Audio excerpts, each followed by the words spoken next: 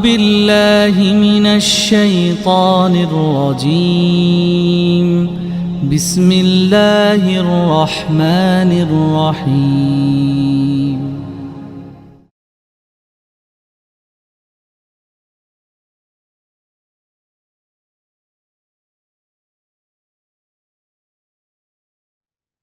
Alhamdulillahirabbil alamin. Alhamdulillahilladzi anzala sakinah fi qulubil mu'minin liyazdadu imanan ma'a imanihim. Wa asyhadu an la ilaha illallah wahdahu la syarikalah wa asyhadu anna Muhammadan abduhu wa rasuluh al-mab'utsu rahmatan lil alamin. Allahumma aftah lana qulubana wa alhimna rusdana wahdina ila siratikal mustaqim. Jazakumullah khair Ustaduna Ustadz Ersyad yang memandu di pertemuan Majlis Madani malam hari ini, sehat berkah selalu. Juga gurunda tercinta Ustadz Dudi Mutakin yang tadi telah memberikan ujangan-ujangan yang sangat luar biasa, sangat menyentuh. Semoga senantiasa Ustadz dalam kesehatan untuk terus istiqomah membimbing kita semua menemukan iman, nikmat hidup bersama hidayah, bahkan bisa menemukan jalan pulang ke surga. Juga asyatidah al-kiram al-afadil yang hadir di malam hari ini, gurunda tercinta Ustadz Hashim, Ustadzah Imas Karyama, dan guru-guru kita semua yang lain yang tidak bisa saya sebut satu persatu. Semoga Allah Subhanahu wa taala senantiasa memberikan keistiqomahan kepada guru-guru kita semua untuk terus membimbing kita bersama-sama menemukan jalan pulang ke surga. Juga Bapak dan Ibu yang semoga senantiasa Allah rahmati dan Allah berkahi. Malam hari ini masih melanjutkan kajian tentang rihlah ila daril akhirah, ya, wisata kampung akhirat. Dan kita masih ada di etapa terkait dengan yaumul hisab, ya, tentang hari hisab.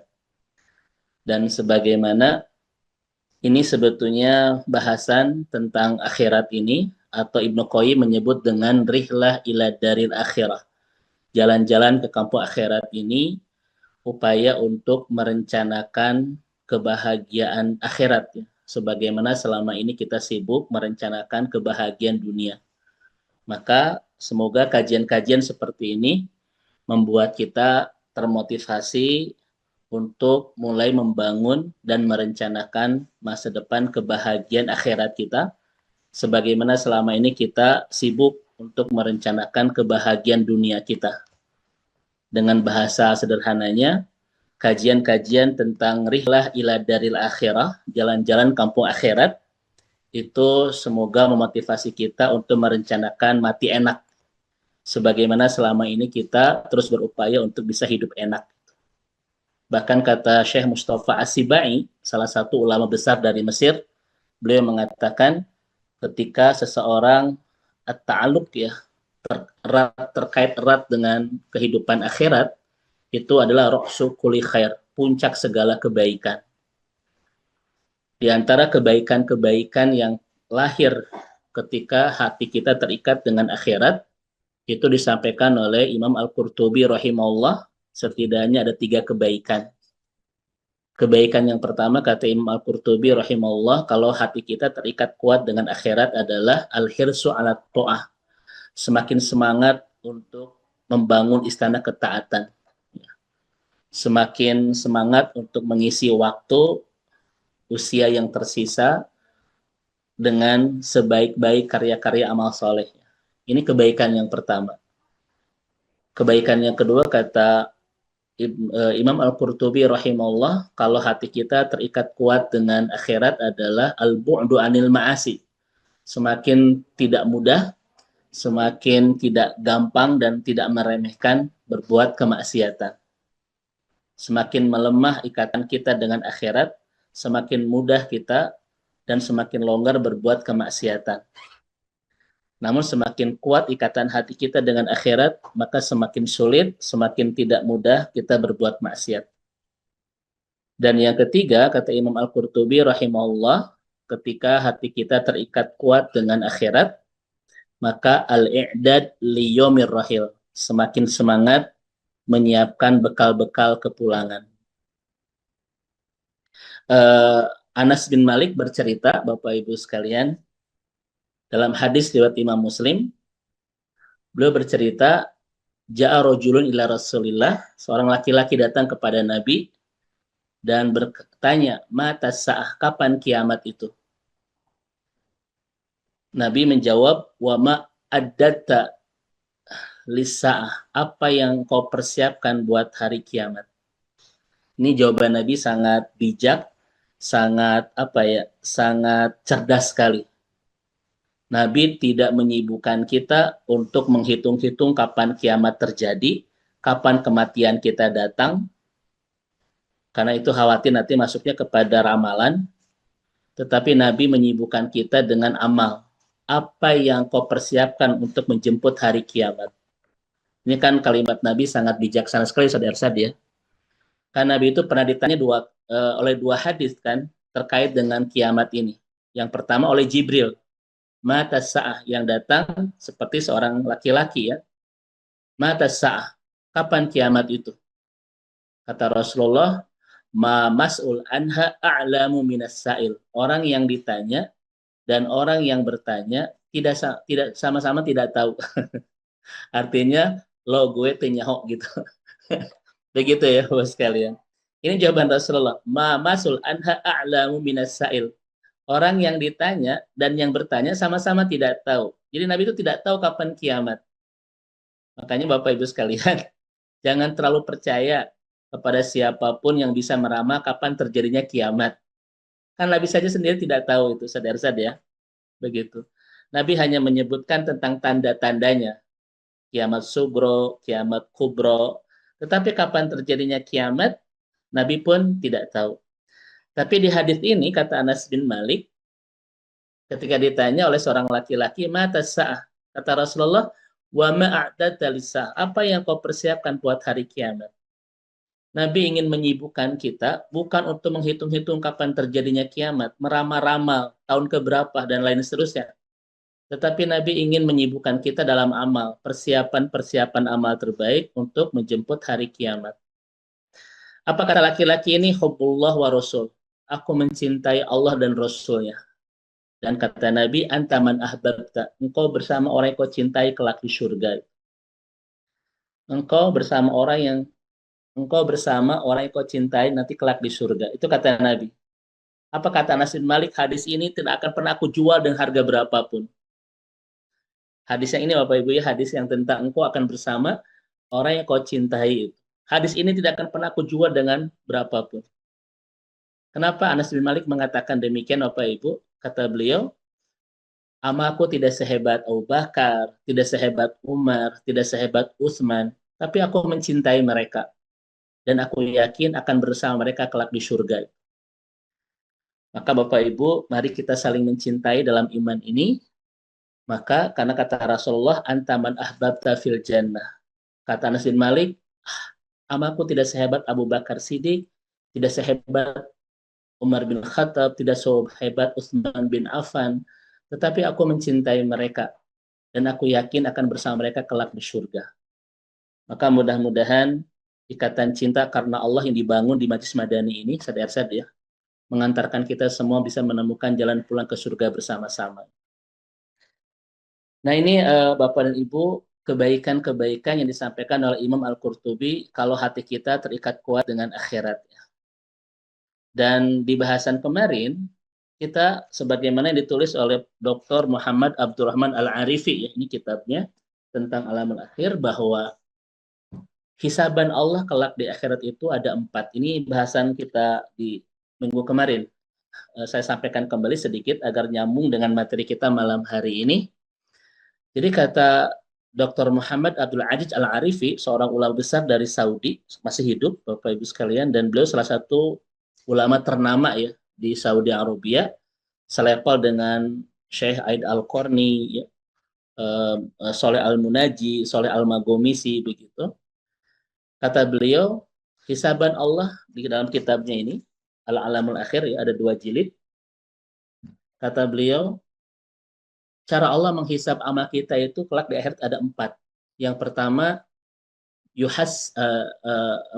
hisaba yasira. yukhaffifu fil hisab. Hisabannya ringan. Bagi siapa ini? Bagi orang-orang yang sebelum berpulang ke akhirat, Allah sudah bersihkan semua dosa-dosanya di dunia. Jadi yang pertama disebut dengan hisaban ringan. Dan Aisyah menginformasikan kepada kita semua bahwa kadang-kadang Rasulullah itu membaca setelah sholat doa Allahumma hasibni hisabai yasira. Ya Allah, hisablah aku dengan hisaban yang ringan.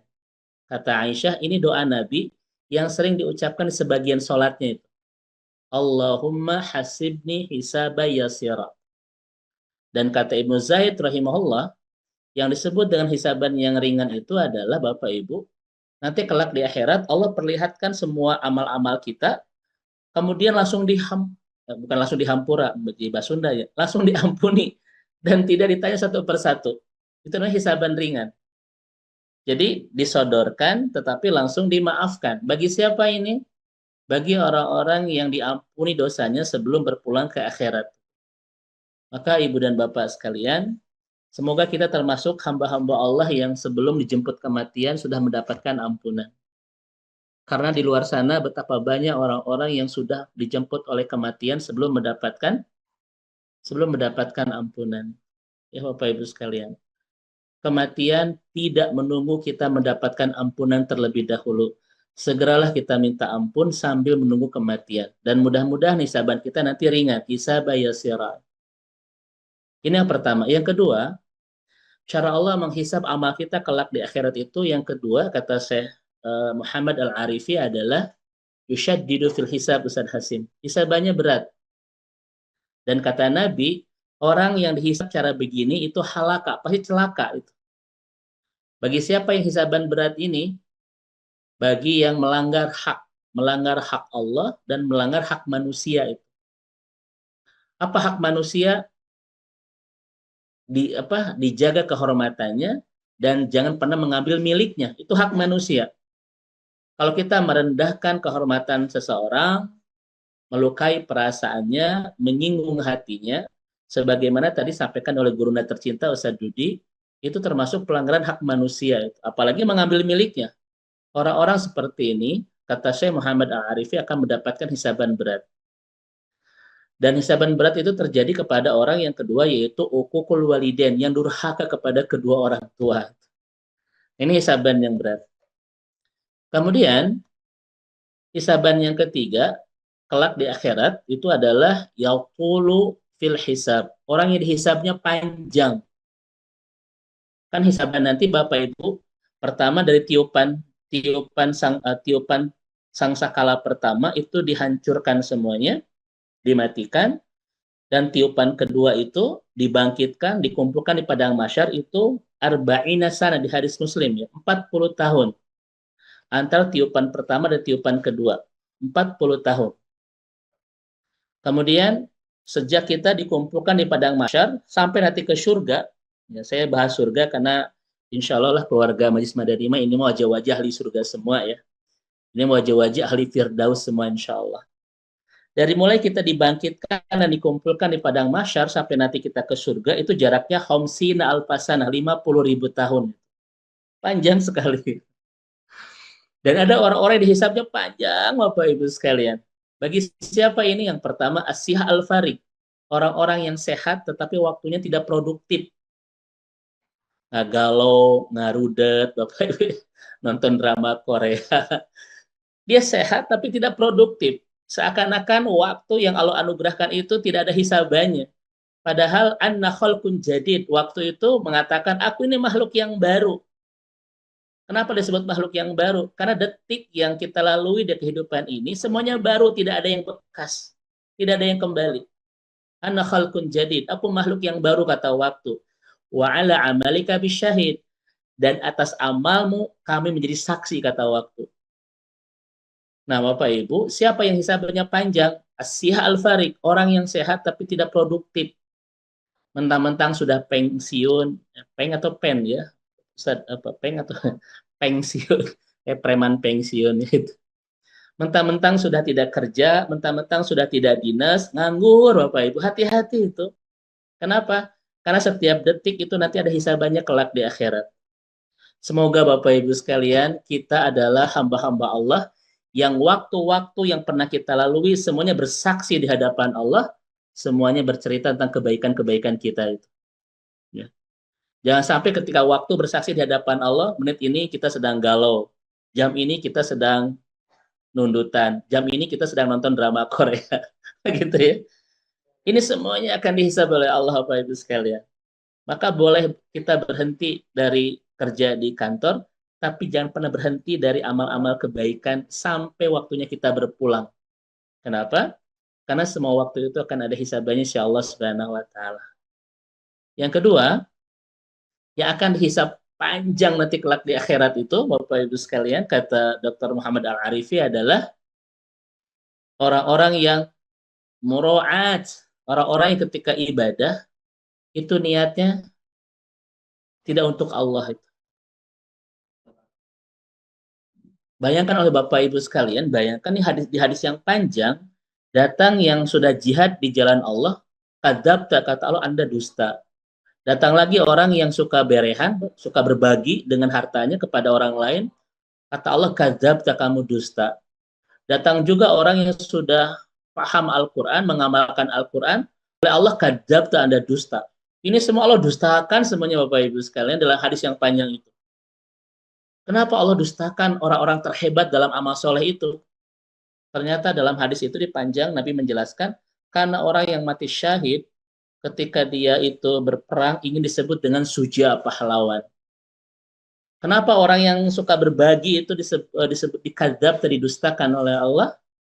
Karena ketika dia berbagi, dia ingin disebut dengan zawad, orang yang dermawan. Dan yang memahami Al-Quran dan mengamalkan disebut qari, ingin disebut dengan pembaca yang hebat, pembaca yang indah Al-Quran. Ternyata semuanya masalah niat Bapak Ibu sekalian. Satu hari kita bisa mengumpulkan ratusan amal soleh kan? Pasti ada niatnya itu. Allah satu persatu cek niat-niat itu Bapak Ibu. Makanya kata Berunda tercinta Ustadz Metakin Bapak Ibu, maka tidak ada yang paling harus kita rawat dari keseluruhan amal soleh kita kecuali perhatikan niatnya. Karena innamal a'malu biniat. Niat akan menjadi pahala, mohon maaf, amal akan menjadi pahala kalau niatnya benar karena Allah Subhanahu wa taala. Nah, inilah yang hisabannya panjang. Orang-orang yang sehat tapi waktunya tidak produktif. Yang kedua, orang-orang yang banyak ibadah tapi niatnya bukan karena Allah. Satu persatu dicek amal itu dengan niatnya oleh Allah Subhanahu wa taala. Dan yang keempat yang akan bahas kita hari ini Ustaz Ersad Mutakin adalah yadkhulul jannah bighairi hisab. Orang-orang yang masuk hisabnya, orang-orang yang ke surga tanpa hisab. Dan di hadis Muslim, dia akan masuk pintu bernama Babul Aiman, pintu Aiman di surga nanti. Nah, hari ini kita fokus Bapak Ibu, siapakah golongan orang-orang yang ke surganya tanpa hisab? Saya akan mengambil berdasarkan hadis-hadis sahih Rasulullah Shallallahu Alaihi Wasallam. Setidaknya dari hadis-hadis Nabi yang sahih, ada 4 golongan yang Allah siapkan ke surganya tanpa hisab. Dan mudah-mudahan 4 golongan ini ada di kita semua insya Allah. Baik Bapak Ibu, yang pertama. Bapak Ibu yang dirahmati Allah, yang pertama, golongan yang ke surganya tanpa hisab itu adalah, kata Nabi di hadis Bukhari, haula'i sab'una alfan, 70.000 umat. 70.000 umat Muhammad. 70.000. Nanti kita jelaskan satu persatu. Jadi 70.000 ini dalam hadis sahih riwayat Imam Bukhari, dia akan ke surganya tanpa hisab. Apakah kita termasuk di dalamnya? Mari kita nanti cek ya. Golongan yang kedua dalam hadis sahih, yang akan ke surga tanpa hisab itu adalah tatazafa junubahum anil madoji, yang sering menjauhkan lambungnya dari tempat tidur. Ini maksudnya Bapak Ibu bukan begadang ya, tapi yang mengisi malam dengan qiyamul lail. Apa hubungan antara qiyamul lail dan surga tanpa hisab? Nanti kita bahas. Kemudian yang ketiga adalah ahlus sabri, orang yang kehidupan dunianya diuji dengan banyak kesabaran. Dan yang terakhir adalah ahlus syuhada, yaitu orang-orang yang sudah menemukan syahid. Dan siapa yang syahid itu akan kita bahas malam hari ini insya Allah. Taib. Yang pertama, Bapak Ibu Majelis Madani yang semoga Allah rahmati dan Allah berkahi, ia akan ke surga tanpa hisab itu, sebagaimana sabda Rasulullah Shallallahu Alaihi Wasallam di hadis riwayat Imam Bukhari adalah hadihi ummatuka wa yadkhulul jannah min haula'i sab'una alfan bighairi hisab. Jibril berkata, ini umatmu Muhammad, jumlah mereka 70.000 dan di antara mereka Bapak Ibu masuk surganya tanpa hisab, ya. Dan kepada Tuhan mereka bertawakal. Nah, ini nanti Bapak Ibu ya, saya hapus dulu. Ini nanti bahasan selanjutnya. Baik. Nah, ini Bapak Ibu sekalian. Jadi min di sini Ustadz Hashim ya bukan di tabi tapi lil bayan. Jadi bukan sebagian dari 70.000, tetapi 70.000 umat Muhammad yang betul-betul akan masuk surga tanpa hisab. Nah, pertanyaannya, apakah kita bisa termasuk yang 70.000 ini, Bapak Ibu sekalian, yang akan ke surga tanpa hisab? Mari kita lihat penjelasannya. Bapak Ibu sekalian, ketika itu Ukasah bin Muhsan berdiri, Bapak Ibu sekalian. Kan ketika itu Nabi kan menceritakan tentang 70.000 umat ke surga tanpa hisab. Tiba-tiba Ukasah berdiri. Ya Rasulullah, ud'ullaha ayyaj'alani minhum. Ya Rasulullah, doakan aku agar termasuk 70.000 itu. Apa kata Nabi? Anta minhum. Wahai Ukasah, engkau termasuk yang 70.000 itu. Itu kata Rasulullah. Tsumma qama rajulun akhar. Bukan Azar ya, mohon maaf. Kemudian berdiri laki-laki yang lain. Faqala ya Rasulullah, ud'ullaha ayaj'alani minhum.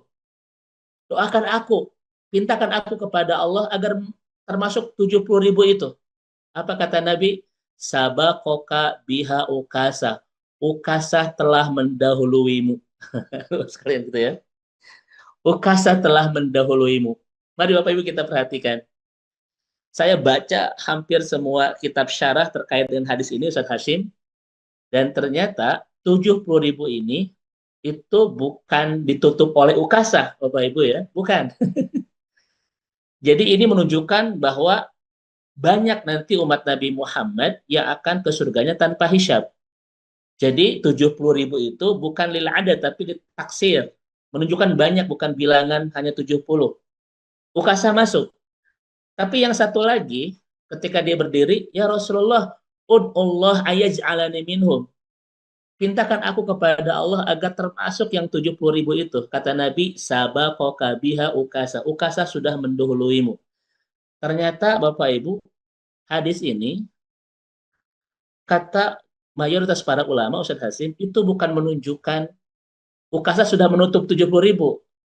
Tapi keimanan orang yang kedua ini itu jauh di bawah Ukasa. Tetapi Nabi bahasanya diplomatis gitu. Ukasa sudah mendahuluimu. Mungkin kalau bahasa saya, kamu mah pantas gitulah. Kan itu sekalian ya. Jadi Nabi itu tidak, ya Rasulullah, yang ini yang kedua ya, sahabat yang kedua, pintakan aku kepada Allah untuk menjadi bagian dari 70.000 itu. Kalau saya menjawab, kamu mah tidak layak, kepantas sok ngacaan begitu. Tapi Nabi bahasanya bagus kan. Ukasah telah mendahuluimu. Nabi memang bahasa sangat diplomatis Bapak Ibu sekalian ya. Seperti kasus biasanya ketika Fatimah itu dilamar oleh Abu Bakar Siddiq, oleh Umar bin Khattab, oleh Abdurrahman bin Auf. Apa kata Nabi? Wahyu belum turun kepadaku. Gitu. Sebetulnya Nabi nolak karena memang Fatimah akan dijodohkan dengan Ali bin Abi Thalib kan. Ini ceritanya panjang. Nabi menolak Abu Bakar Siddiq, menolak lamaran Umar bin Khattab, menolak lamaran Abdurrahman bin Auf. Itu bukan dengan kata, oh mohon maaf, Fatimah sudah ada, Fatimah, saya tolak lamaran kalian. Tidak. tapi Nabi mengatakan wahyu belum turun kepadaku. Itu kan diplomatis jawabannya kan begitu. Nanti ibu-ibu kalau putrinya nanti dilamar oleh laki-laki dan ibu tidak suka, jawabnya begitu saja ya. Wahyu belum turun kepadaku gitu aja. Agar tidak menyakiti yang melamar gitu ya. Nah ini Rasulullah begitu Bapak Ibu sekalian. Ketika Ukasa mengatakan, "Ya Rasulullah, ud'ullah ayaj'alani minhum." Pintakan aku kepada Allah agar termasuk yang 70.000 itu. Apa kata Nabi? Anta minhum. Engkau masuk bagian mereka. Seorang lagi berdiri, "Ya Rasulullah, pintakan aku untuk menjadi bagian 70.000 itu." Kata Nabi, sabaqaka biha Ukasa. Ukasa sudah mendahului. Maksudnya, Ukasa mah layak, kamu mah nggak layak begitu. Paham Bapak Ibu ya? Tapi Nabi bahasa diplomatis. Gitu. Bahasa saya, cing ngenteng gitulah Bapak Ibu. Gitu ya.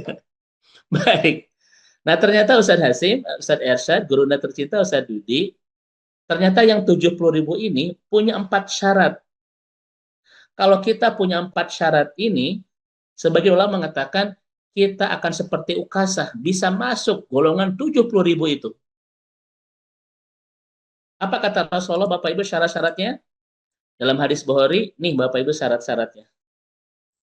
Inilah syarat 70.000 umat Nabi Muhammad yang akan ke surganya tanpa hisab. Ukasah masuk karena memenuhi 4 syarat ini. Dan kalau kita Ustadz Hasim memiliki 4 syarat ini, kita pun akan masuk ke bagian 70.000 umat Nabi Muhammad yang akan ke surga tanpa hisab itu. Yang pertama kata Rasulullah SAW, Ustadz Ersyad, Ustadz Dudi Mutakin, gurunda tercinta, syaratnya adalah la yatatayyarun, Bapak Ibu. Syarat yang kedua, la yastarkun. Syarat yang ketiga, la yaktawun. Syarat yang keempat, itawakkalun, Bapak Ibu. Ini kalimat-kalimat Nabi itu. Coba diulang Bapak Ibu, syarat yang pertama apa? Barusan? Naonnya wun-wun gitu ya. Syarat yang pertama kata Nabi, yang 70.000 itu, pertama, la yatatayyarun. Yang kedua, la yastarkun. Yang ketiga, la yaktawun. Yang keempat, yatawakkalun. Kalau kita punya 4 syarat ini, kita akan masuk seperti Ukasah. Masuk ke 70.000 yang akan ke surga tanpa hisab. Mari kita lihat ya, Bapak Ibu sekalian, penjelasan para ulama tentang 4 syarat ini. Yang pertama, la yatatayyarun, Bapak Ibu. Tatayyarun ini, jadi kalau bahasa kita, Ustadz Hasim, tidak meramal. Tidak meramal. Tatayyarun ini kan tradisi jahiliyah, Bapak Ibu sekalian ya. Jadi, orang Arab itu, kalau mau bepergian, itu menerbangkan burung. Kalau burungnya ke kanan, mereka jadi pergi. Karena pasti perjalanan lancar dan bisnis akan menguntungkan. Tetapi kalau burung itu ketika diterbangkan ke kiri, mereka tidak jadi pergi. Karena kalau pergi pasti banyak masalah, kalau bisnis pasti rugi. Itu namanya tatoyarun, Bapak Ibu. Tatoyur, ramal pesimisme. Jadi kalau burung itu ketika diterbangkan ke kanan, mereka jadi pergi. Karena pasti akan lancar. Tapi kalau burung itu ke kiri, mereka tidak jadi pergi itu. Ini tradisi bangsa Arab. Sebelum berangkat, nerbangin burung. Yang jadi masalah kalau burungnya muter-muter, kuma Bapak Ibu ya istihara gitu. Nah di kita terjadi Bapak Ibu, di kita terjadi kita meramal. Hati-hati ramalan itu karena ini bagian dari akidah yang rusak itu. Makanya ciri pertama orang yang akan ke surga tanpa hisab itu Bapak Ibu yang tidak percaya dengan ramalan, artinya akidahnya bagus itu. Kan di kita ada hari baik, ada hari buruk Bapak Ibu ya. Kata Nabi, la tasyubud dahra. Jangan pernah milah-milah hari, semua hari itu baik. Bapak Ibu pernah lihat orang ketika mau menikahkan anaknya ngitung hari? Pernah Bapak Ibu lihat? Dihitung hari kapan yang bagus buat pernikahan anaknya itu. Kenapa banyak pernikahan hari Minggu Bapak Ibu? Bukan hari Minggu bagus, semua hari itu bagus. Tapi hari Minggu itu orang libur jadi bisa datang ke resepsi. Nanti kalau anak saya ditikahkan, saya mau hari Minggu, bulan Ramadan pagi hari, biar hemat. Gitu. Nah ini Bapak Ibu sekalian, kita ngeramal bintang ya. Misalnya ibu lahir bulan Mei, bintangnya Cancer, kesehatan mencret. Gitu. Kalau masih percaya kayak begini, kupu-kupu ke rumah, oh si genama ya tamu. Hati-hati apa misalnya begitu ya. Tangan gatal, si genama akan dapat uang. Boro-boro uang, penyakitnya nu aya itu. Terus kalau dengar suara burung uncuing, Bapak Ibu, tandanya apa itu? Kalau ada suara burung uncuing, apa itu? Kalau kita masih percaya kayak begini, jangankan ke surga tanpa hisab, Bapak Ibu, tidak akan pernah diampuni oleh Allah itu. Maka syarat pertama yang ke surga tanpa hisab itu adalah, Bapak Ibu, 70.000 ini, la yatatayyarun. Akidahnya bagus. Tidak percaya dengan ramalan-ramalan yang diwariskan oleh orang-orang jahiliyah itu. Nah, ini yang pertama, Bapak dan Ibu dirahmati Allah. Kemudian, Ustaz, yang kedua, Nabi memberikan syarat, yang 70.000 ini, syaratnya adalah wala yastarkun, yaitu istirqa. Istirqa itu tolabur ruqyah minal ghair. Tidak minta diruqyah, tidak minta diruqyah. Karena Bapak Ibu hati-hati dengan ruqyah ini, kalau iman kita itu tidak bagus, kemudian kita salah minta kepada orang yang nggak paham syariah, khawatir terjadi berbagai kemusyrikan. Makanya kalau Bapak Ibu ingin meruqyah, maka ruqyah dzatiyah, ruqyah sendiri saja, ya. Sebagaimana ditradisikan oleh Rasulullah SAW, Nabi itu kan memberikan ke tangan begitu, kemudian membaca Muawwidatain, Bapak Ibu ya, surat surat An-Nas dan Al-Falaq diberikan ke tubuh, dan Nabi selalu begitu sebelum melaksanakan tidur itu. Tidak minta diruqyah, kecuali betul-betul kalau sangat darurat dan dibutuhkan. Kalau tidak darurat dan tidak dibutuhkan, jangan minta diruqyah. Sekarang Bapak Ibu kalau orang imannya nggak bagus ya dan seterusnya, khawatir nanti rukyah-rukyah ini malah terjadi dengan ketidakbaikan iman kita kepada Allah, terjadi banyak kesyirikan. Ya, segitu dulu Bapak Ibu karena bahasanya sangat panjang sekali. Ya, tidak minta dirukyah. Ini bagian dari seorang hamba itu betul-betul tawakalnya hebat kepada Allah Subhanahu wa taala. Kemudian yang ketiga, syarat 70.000 ini adalah kata Nabi Shallallahu alaihi wasallam, la yaktawun, Bapak Ibu ya, yakni anna syahsa ya'tamidu alal kail ka'ilazin. Wala yaktawun itu, Bapak Ibu, tidak menggunakan pengobatan dengan kai. Kai itu adalah, Bapak Ibu, besi yang dibakar kemudian ditempelkan di tubuh yang kena penyakit. Itu namanya yaktawun ya. Para ulama tidak menganjurkan pengobatan seperti ini. Satu, karena khawatir menyakiti diri kan, karena besi panas ditempelin kan begitu. Dan yang kedua, Bapak Ibu, sebagaimana pendapat ulama-ulama mu'asirah yang disebut dan pengobatan kai itu mempercayakan benda-benda sesuatu punya kekuatan yang bisa menyembuhkan, padahal tidak ada penelitian dari kedokteran itu. Telur ditempelkan Bapak Ibu gitu ya di tempat kita sakit gitu ya. Atau dulu kan ada batu yang dicelupin ke air, Bapak Ibu dulu masih ingat Pak? Ponari Sweat itu dulu itu ya. Itu batu dicelupin begitu ya. Itu khawatir nanti terjadi kepada kesyirikan ya. Dan syarat yang terakhir, Ibu dan Bapak dirahmati Allah, 70.000 itu adalah yatawakkalun, yang betul-betul ya'tamid atau percaya dengan segala atau menyerahkan seluruh urusan kepada Allah dan mempercayakan kepada Allah semuanya. Itu namanya tawakal. Kita percaya segalanya diatur oleh Allah, kita percaya segalanya diurus oleh Allah, kita percaya semuanya itu betul-betul dirawat oleh Allah. Itu namanya tawakal. Itulah 4 syarat kata Nabi, orang-orang yang termasuk 70.000 umat Nabi Muhammad yang ke surga tanpa hisab.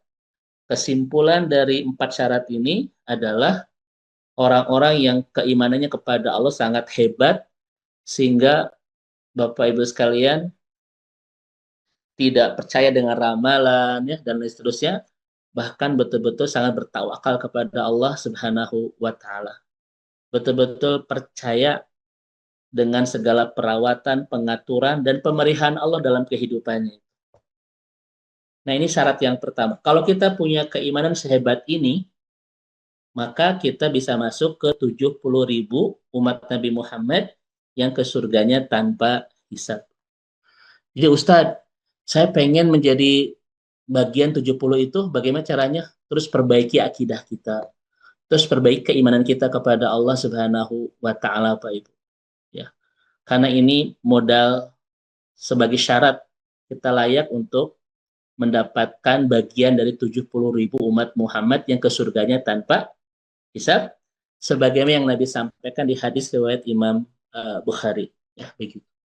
Semoga muncul ukasa-ukasa baru ya yang didaulat oleh Nabi, masuk ke 70.000 golongan yang ke surganya tanpa hisab, yaitu hamba-hamba Allah yang hebat dalam keimanan dan sangat indah dalam ketawakalan kepada Allah Subhanahu wa taala.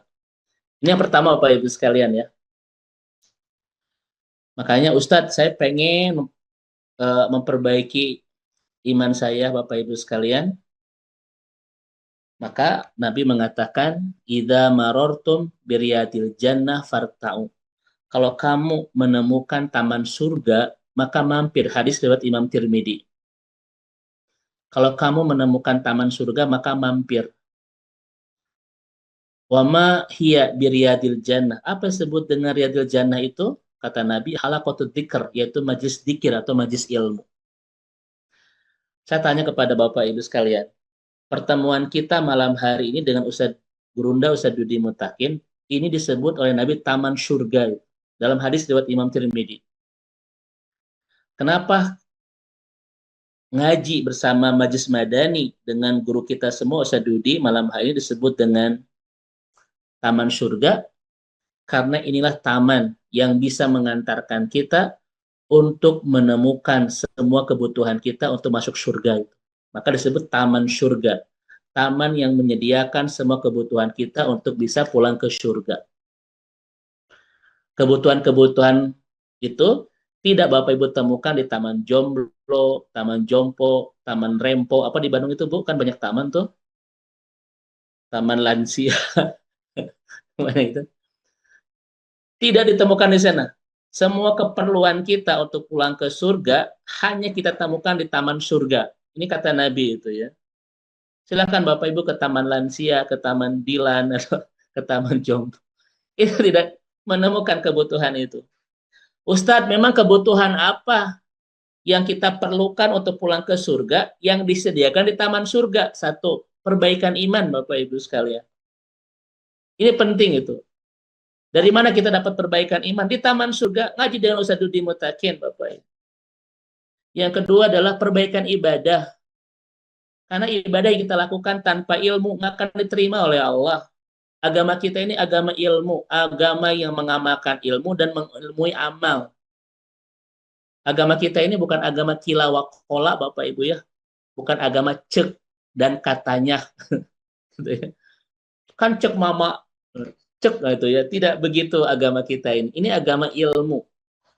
Maka orang kalau ingin benar agamanya, ilmui. Karena memang Islam itu agama ilmu, agama yang mengilmui amal dan mengamalkan ilmu. Sebuah ibadah yang kita lakukan tanpa ilmu tidak akan diterima, karena syarat untuk diterimanya amal kita adalah diilmui. Maka di Taman Surga ini kita mendapatkan perbaikan ibadah. Dan yang ketiga, kebutuhan yang kita dapatkan di Taman Surga ini untuk mengantarkan kita ke surga nanti adalah perbaikan akhlak, Bapak. Kan kata Nabi, yang paling banyak mengantarkan kita ke surga itu adalah ahsanuhum khalqan, yang akhlaknya bagus. Perbaikan iman, perbaikan ibadah, perbaikan akhlak, inilah syarat mutlak kita untuk ke surga. Dan semua perbaikan ini hanya kita temukan di taman surga ini. Ngaji bersama Majlis Madani dengan guru kita Ustadz Dudi Mutakin. So, Bapak Ibu di taman lansia dapat gak perbaikan-perbaikan ini? Tidak kan gitu.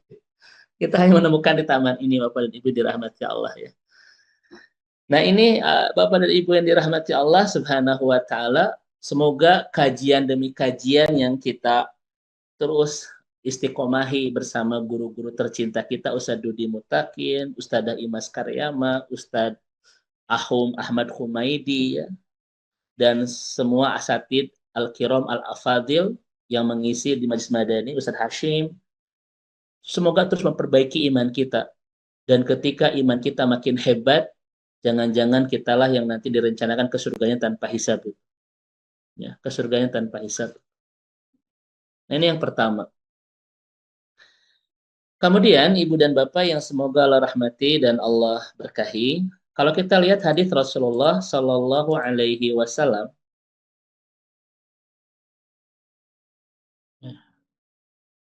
oh ini enggak jalan sebentar.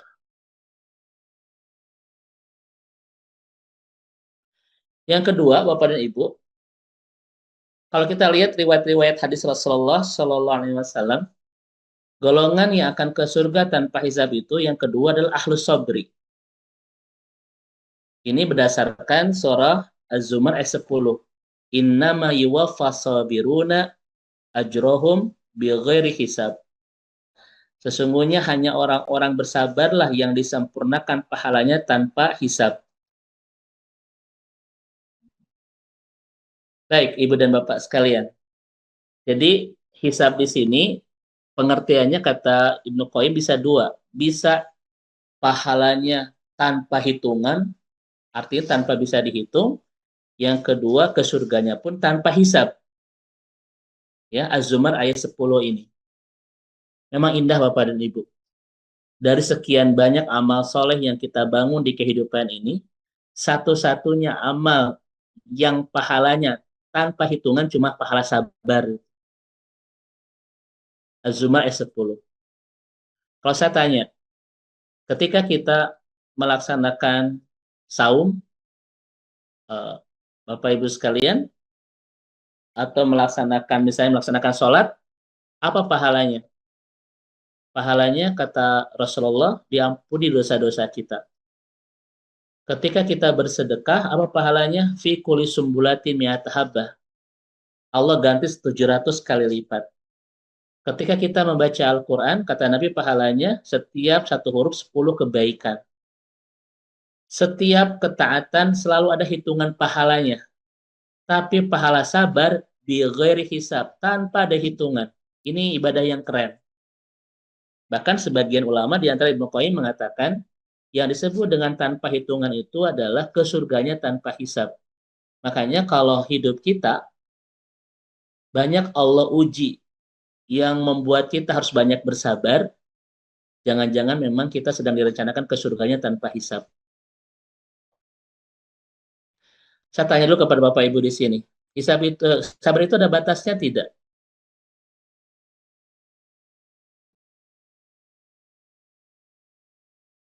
Nah, saya lihat di sini ya. Saya sabar menunggu jawaban Bapak Ibu. Sabar itu ada batasnya tidak? Sabar itu Bapak Ibu kan banyak orang cerita. Semoga kita dianugerahi kekuatan sabar yang tiada berbatas. Sabar itu ada batasnya. Apa dalilnya? Hadis Bukhari. Sabar itu ada batasnya, Bapak dan Ibu sekalian. Orang kita sering bicara, sabar tiada berbatas. Luaskan hati kita untuk bisa sabar seluas samudra yang tidak memiliki batas pantai, batas tebing. Memang indah tapi salah. Sabar itu ada batasnya. Apa batasnya? Nabi mengatakan di hadis Bukhari, isbiru hatta talqauni alal haud. Bersabarlah kalian sampai bertemu aku di telaga Kautsar. Itu hadis Bukhari itu. Bersabarlah kalian sampai bertemu aku di telaga. Itu batas kesabaran. Berarti ada batasnya nggak Bapak dan Ibu? Ini, sekarang sudah sampai Telaga belum? Belum, sekarang baru sampai Tegalega, belum sampai Telaga. Maka jangan pernah berhenti kesabaran kita. Namun siapa yang terus bersabar, pasti akan bertemu Nabi di Telaga Al-Kautsar. Jangan-jangan ketika Allah banyak menguji kesabaran kita di kehidupan ini, jangan-jangan ada dua rahasia. Rahasia pertama, karena Allah ingin mempertemukan kita dengan Nabi di telaga, dan Allah ingin mengantarkan kita ke surga tanpa hisab. Bapak Ibu di sini, ada yang sedang diuji kesabarannya? Kalau lihat wajah-wajahnya, ini wajah-wajah yang sedang berjuang dan kesabaran. Bapak Ibu sekalian, ketika Allah menguji kita dan ujian-ujian yang berat di kehidupan ini, datang silih berganti ujian itu tak pernah berhenti, bak derasnya air hujan yang tidak pernah mereda. Jangan buruk sangka sama Allah, jangan-jangan memang Allah sedang ingin mempertemukan kita dengan baginda Nabi di telaga dan ingin mengantarkan kita ke surga tanpa hisab. Nah, Bapak Ibu ya, saya percaya di antara kita tidak ada yang hidupnya benar-benar baik-baik saja. Yang ada adalah kita ini sedang berjuang dengan ujian hidupnya masing-masing. Betul ya? Dan semoga ujian-ujian yang kita sabari, semoga itulah rencana terbaik Allah untuk mengantarkan kita ke surganya tanpa hisab. Ustadz, kenapa orang yang sabar itu ke surganya tanpa hisab? Nabi sendiri mengatakan di hadis Muslim, orang-orang yang bersabar dengan segala ujian yang ada, itu cara Allah membersihkan semua dosanya seperti pepohonan membersihkan semua dedaunannya, kata Nabi. Maka kalau orang sudah bersih semua dosanya, tidak ada hisab nanti kelak di akhirat. Nah ini ibu dan bapak yang dirahmati Allah, alasan kenapa orang-orang yang sabar ke surganya tanpa hisab. Ya, makanya makanya semakin kita diuji yang membuat kita harus memperkuat kesabaran, jangan buruk sangka sama Allah, karena boleh jadi kita yang dipilih oleh Allah untuk ke surganya tanpa hisab. Namun Bapak dan Ibu sekalian, mari kita lihat. Masih ada waktu. Nah, di sini Bapak dan Ibu ya.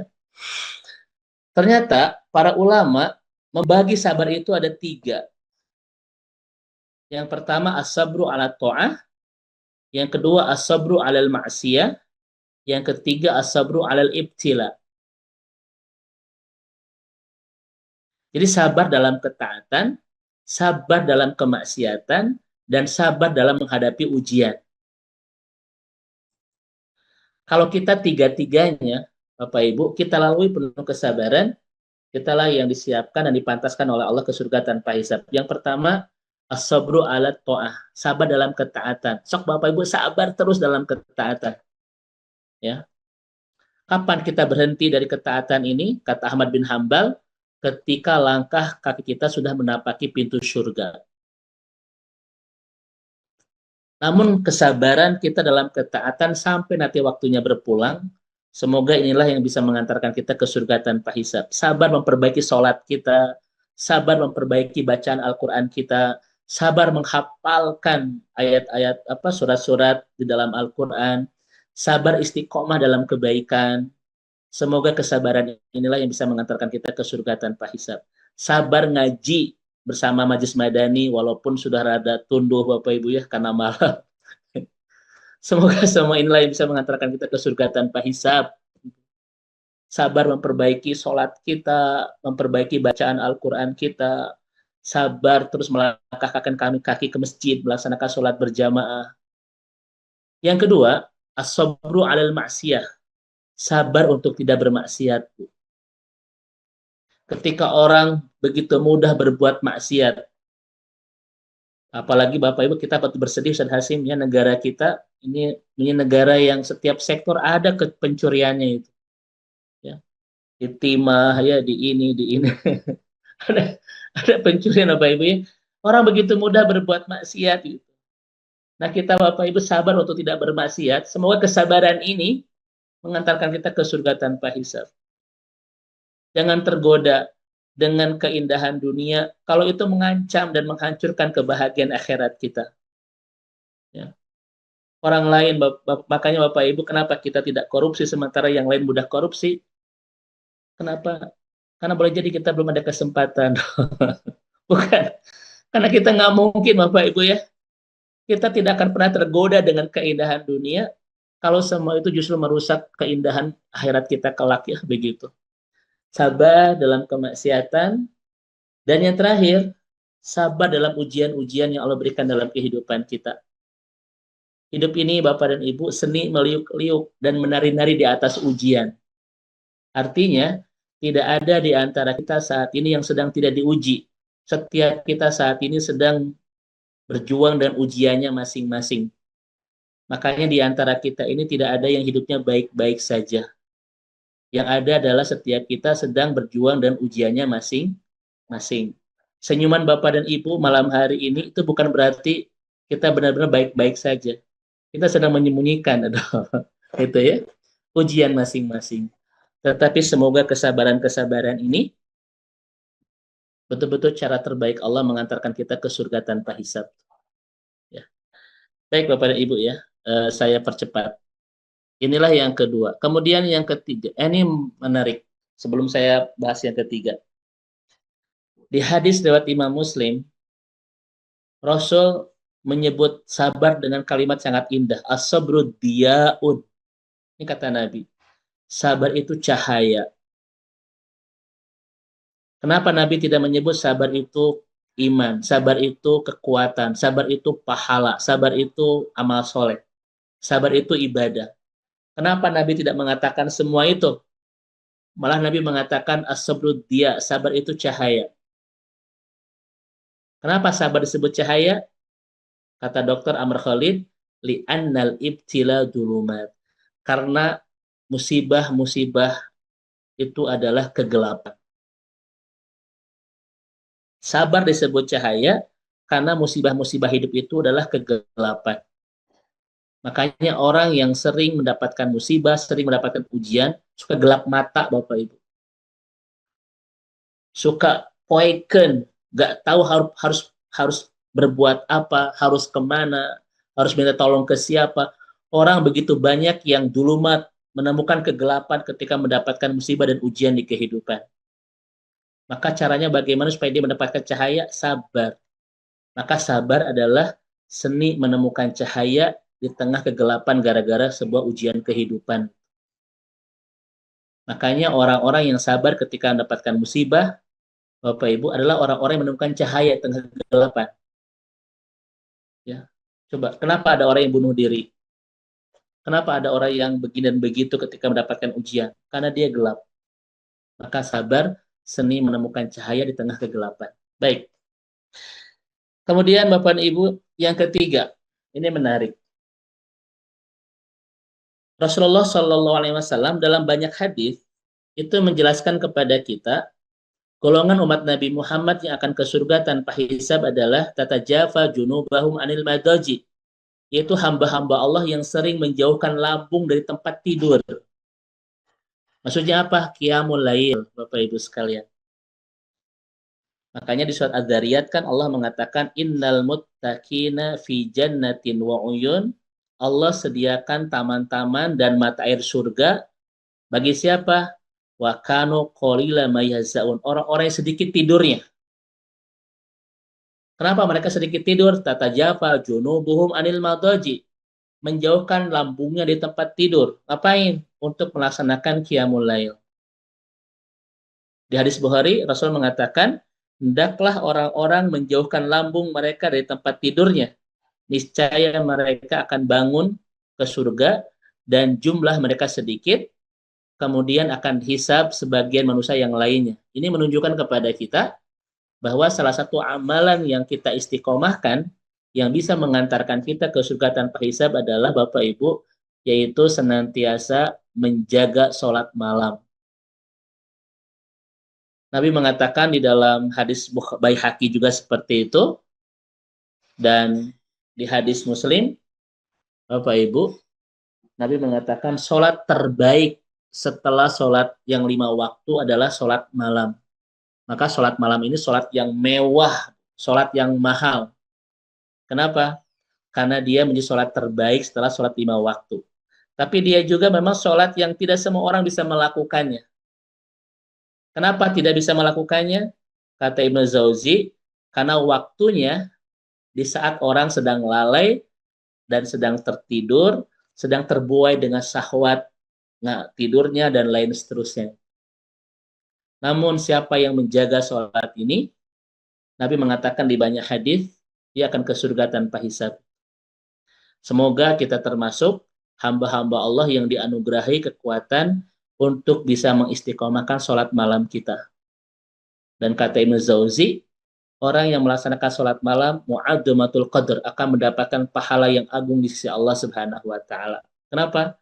Karena sholat ini ada di waktu orang sedang berat melaksanakan ibadah, sedang tidur, sedang mimpi, sedang nonton Barcelona dan Real Madrid ya, Sedasin. Susah itu. Nah ini Bapak dan Ibu ya, ini seperti bahasan ringan, tetapi itulah kehebatan sholat malam. Sholat yang hanya milik orang-orang yang mencintai Allah saja. Kalau kita tidak kuat mencintai Allah, ya akan sering kehilangan ibadah ini. Kenapa ini sholat milik orang-orang yang mencintai Allah? Karena dia tahu di waktu itu Allah turun. Dan orang-orang yang sangat mencintai Allah akan menantikan pertemuan itu. Allah turun dan kita pun sedang persiapan untuk bertemu Allah di waktu itu. Maka kalau ingin semakin bagus sholat malam kita, maka perkuat cinta kita kepada Allah, karena sholat ini khusus sholat mewah, sholat mahal, sholat orang-orang yang jatuh cinta kepada Allah. Ya. Nah ini ibu dan bapak dirahmati Allah Subhanahu wa Ta'ala. Baik, sudah sampai jam 9:30. Terkait dengan golongan yang ketiga, ya. Dawamkan sholat malam. Semoga Allah bisa mengantarkan kita ke surga tanpa hisab. Dan terakhir, Bapak Ibu sekalian, di hadis Rasulullah Shallallahu Alaihi Wasallam kita menemukan kelompok terakhir yang akan ke surga tanpa hisab, yaitu ahlu syuhada, orang-orang yang berjihad di medan perang. Hadis lewat Imam Ahmad. Tapi kalau kita lihat hadis lewat Imam Malik, lewat Abu Daud, An-Nasai, dan Ibnu Majah, Bapak Ibu sekalian, ternyata yang disebut syahid itu tidak hanya dia itu yang meninggal di medan perang. Tetapi Nabi juga mengatakan, orang-orang yang syahid selain yang jihad atau meninggal di medan perang adalah yang pertama, Bapak Ibu sekalian, orang yang terkena penyakit ta'un.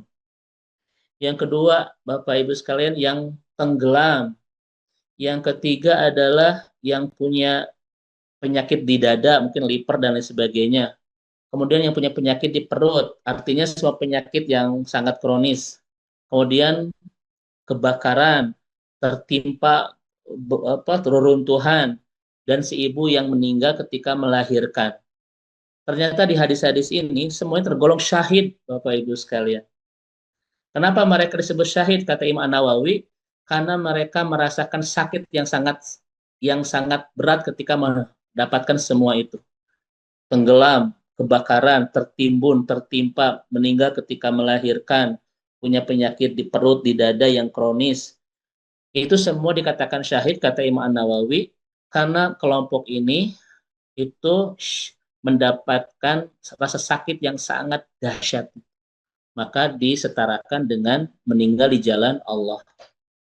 Orang-orang ini, kalau kita lihat keumuman hadis Nabi, Ustaz Gurunda tercinta, dia akan ke surga tanpa hisab. Ini kalimat-kalimat dari para ulama melihat keumuman hadis. Siapapun yang syahid, kan kata Nabi, yukfaru syahid. Diampuni orang-orang yang syahid semua dosanya. Kecuali dia punya utang, kan kata Nabi begitu. Dan ternyata syahid, menurut hadis Rasulullah itu tidak hanya yuqatiluna fi sabilillah, tetapi yang kelompok-kelompok ini yang tadi Nabi sebutkan pun dia tergolong syahid dan akan mendapatkan surga tanpa hisab melihat keumuman hadis Rasulullah Shallallahu Alaihi Wasallam. Tentu saja ini butuh penjelasan lebih ya terkait dengan kelompok-kelompok ini.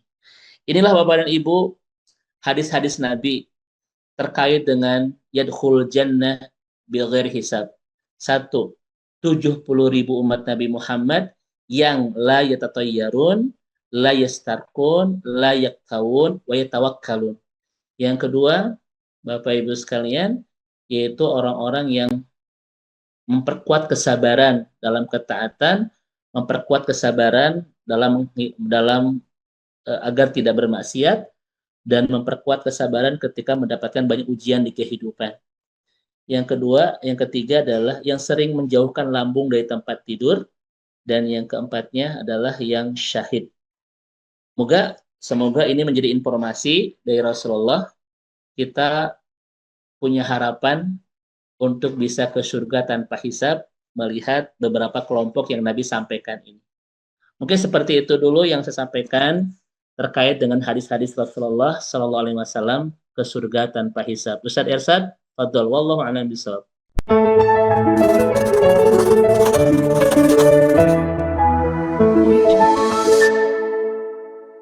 أعوذ بالله من الشيطان الرجيم بسم الله الرحمن الرحيم